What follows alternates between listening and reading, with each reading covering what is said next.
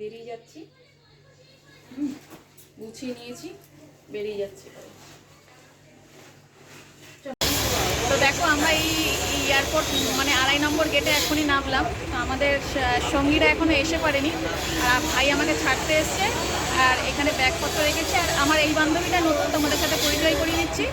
আমি আরও একসাথেই আসলাম। আমরা ওই সল্টলেক গেট মানে সল্টলেক গেট থেকে এক জায়গায় উঠে এসেছি, এবার এয়ারপোর্টে এসেছি। আমাদের বাস এখনও ঢোকেনি, আমাদের সব বান্ধবীরাও এখনও এসে পারেনি। তো আমি কোন বাসে যাচ্ছি আর বান্ধবীদের সাথে আমি তোমাকে পারলে মিট করিয়ে দেবো। তো এখন এইটুকু। ভাইয়ের কথা বলি না, ভাইয়ের কথাও বলেছি। তো দেখো আমরা সবাই এক জায়গায় হয়ে গেছি ফাইনালি। আমরা এই মহিলা গ্রুপ সব একসাথে হয়ে রয়েছি। আমাদের গ্রুপে সব রকম মহিলা আছে। তো আমরা এই এখন বেরিয়ে পড়ছি, এখনও বাস ঢোকেনি। আমরা এই সবে মাত্র এক জায়গায় সবাই মিলে একসাথে মিট করলাম সবাইকে। তো আবার বাসে উঠে আবার দেখাচ্ছি তোমাদেরকে। ও তো আনন্দ ধরছে না, ওর মেন মাধ্যমিক পরীক্ষা, ওর আনন্দ ধরছে না, ও তাও নাচছে। তো চলো সবাই একবার টাটা করে দাও। আমাদের বাস আসতে লেট করছে, ও ওখানে গিয়ে বসে আছে। কার স্কুটি জানার দরকার নেই, ও কিন্তু ওখানে গিয়ে বসে রয়েছে। একটা বসার জায়গা পাচ্ছে না, এখানে আমরা সবাই দাঁড়িয়ে রয়েছি। ও দিব্যি ওখানটায় গিয়ে দাঁড়িয়ে রয়েছে। এই যে বলো বলো বলো, আমিও বলছি তাই। বলো বলো বলো, কাকে না কাকে নিয়ে বসে পড়েছে। এখনকার বউদের খরচা বেশি, আমি বলছি।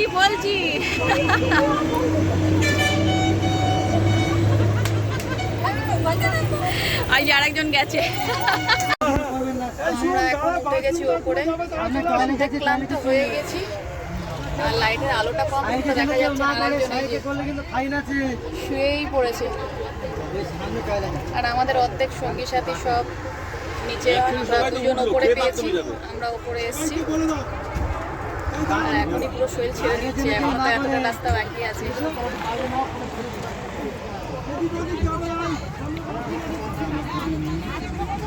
কত চিন্তা, কখন পৌঁছাবে। ওর অর্ধেক কোমর ব্যথা হয়ে গেছে, ও আর পাচ্ছে না।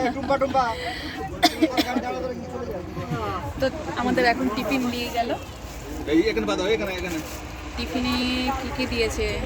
লেবু, কলা, আঙুর, খেজুর আর সবেদা টিফিন দিয়ে গেছে। একটু টিফিন করবো, আবার দেখছি একটু পরে তোমাদের সাথে কথা বলবো টিফিন করার পরে। দেখো বাস এখানে দাঁড়িয়েছে, আমাদের টিফিন করতে নেমেছি। টিফিন মানে ওই রাতের খাবার, টিফিন করা হয়ে গেছিলো। ওই যে বাস দাঁড়িয়েছে।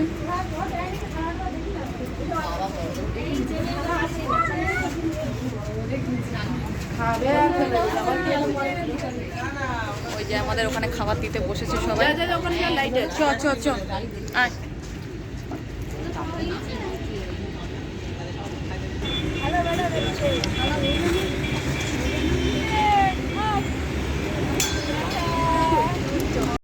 তো আমরা খেয়ে নিয়েছি। আর ফোনটা যে ঘোলা বলছো, ঘোলা না, আসলে এই সাইডটায় প্রচণ্ড কুয়াশা আর ঠান্ডাও। বাস থেকে নেমে পড়েছি, কিছু এমনি নিয়ে গায়ে ঠান্ডা। এই খেয়ে দিয়ে একটু বাথরুম হয়ে তারপর আবার বাসে উঠবো। কি বলছি, একদম নির্ঝুম জায়গা। ওই যে ওরা বাথরুমে গেছিলো, আসছে। আর আমাদের ওই পারে একটা বেড ওপরে, আর এই যে আমাদের এপারে একটা বেড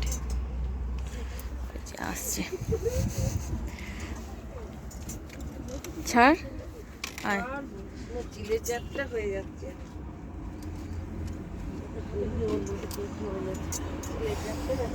ওই যে উঠে এসছে আর এক দিদিভাই আসছে। ওপরে ওই পারে একটা বেড, ওটা একার বেড। আর আমরা যে বেডে আছি ওটা দুজনের বেড, কিন্তু ওর কপালটা ভালো, একা পেয়ে গেছে। এইটা দিক ওই আসছে। ওষুধ খাওয়া, আসতে তাড়াহুড়ো করো না।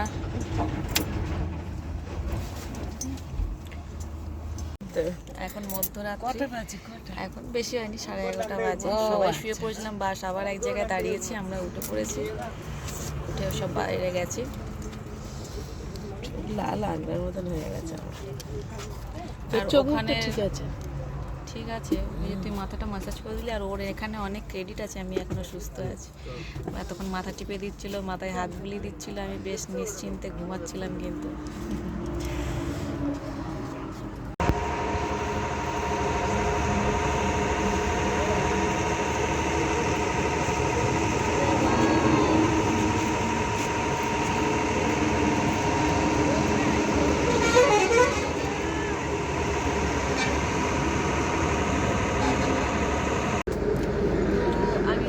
রাত আর ভিডিও করিনি, আমার ব্যাটারিটা ডেথ হয়ে গেছিলো।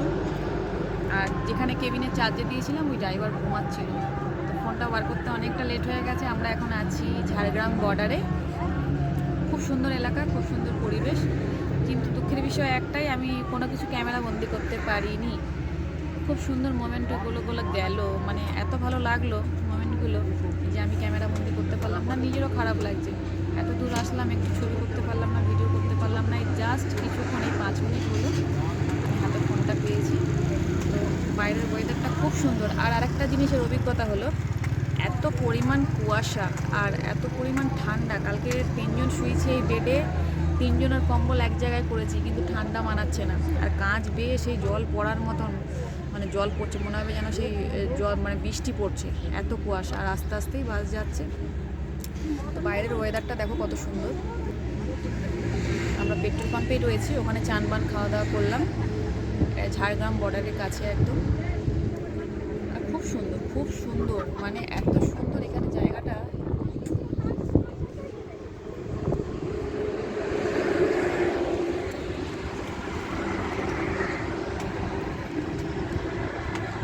দেখো এখানে সবাই ওরা নাম করছে এখন। এটা আমাদের এই যে অ্যাকচুয়ালি আমরা ওখানটায়, আর এই দিদি ভাইরা সব এখানটায়। আর এখানে দেখো সবাই নাম করছে।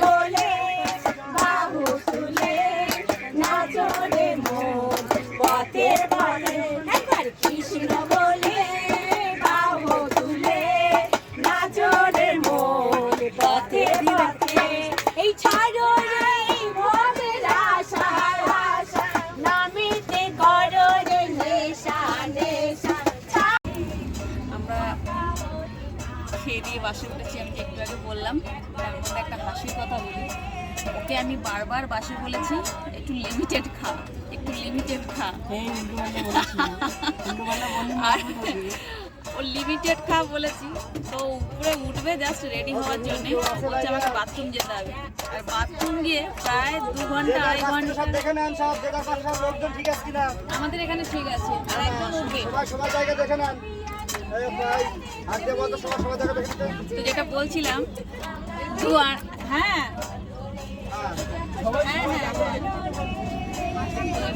ক্ষমা চেয়ে নিচ্ছি, নিচে ডাকছিল, একটু কথা বলছিলাম। তো ওকে আমরা বলেছিলাম লিমিটেড। আগের দিন রাতেও 3 রকম 4 রকম প্রসাদ হয়েছে, আর ফল খেয়েছিলাম, সেটা তোমাদের দেখিয়েছি। তো এটাও খেয়ে বলছে আমার পেটটা কিরকম কিরকম লাগছে। তো একজন দাদাভাই নেমে ওকে বলছে, দিদি ভাই এখনো কিন্তু অনেকটা রাস্তা যেতে হবে, আপনি একটু কম খান। তো যাই হোক খেয়েছে, খেয়ে সারা রাত ঘুমাতে পারিনি, সারা রাত একটুও ঘুমাতে পারিনি। বলছে আমার পেট ফুলে যাচ্ছে, পেট ফুলে যাচ্ছে। এই আমি অল্প খেয়েছি, উল্টো পাল্টা বলিস না। আমার এমনিতেই ঘুম হয়নি বলে আমার পেট গরম হয়ে গেছে। আচ্ছা, ওর না ঘুমিয়ে পেট গরম হয়ে গেছে। যাই হোক, তো এখন আমি সকালবেলা ওকে বললাম বাথরুম পাবে, বেশি লোড করিস না। কতটা খেয়েছি তুই বল? এইটুকু খেয়েছি। ও ওইটুকুনি খেয়েছে, খেয়ে 2.5 ঘন্টা বাথরুমের লাইনে দাঁড়িয়ে রয়েছে যে একটুখানি জায়গা পা। ঘুম না হলে আমার হজম হয় না, আমার হজম। আচ্ছা, ওর ঘুমের জন্য বলছে হজম হয়নি, তাহলে আমাদের সময়টাই ভুল হয়েছে নাকি? তো চলো, আজকে আমরা এই নিয়ে অনেক এনজয় করছি। এরকম এনজয় করতে করতেই আমাদের 7টা দিন ঠিক কেটে যাবে। এই গল্প আড্ডা করতে করতে আমাদের রাস্তাও অনেকটা কেটে যাবে। তো এরপরে আগের রাস্তায় যাচ্ছি, তোমাদেরও নিয়ে যাচ্ছি। তো তোমরাও চলো আমাদের সাথে, দেখতে থাকো।